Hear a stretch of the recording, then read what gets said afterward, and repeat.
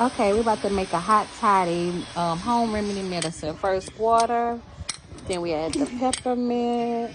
Yay, look at it sizzle. Then lemons, local honey, raw honey. That's always the best. Then after that, from the local liquor store, a little blackberry crown. That's what I had. Liquor is liquor. Put it in. Yay. There we go.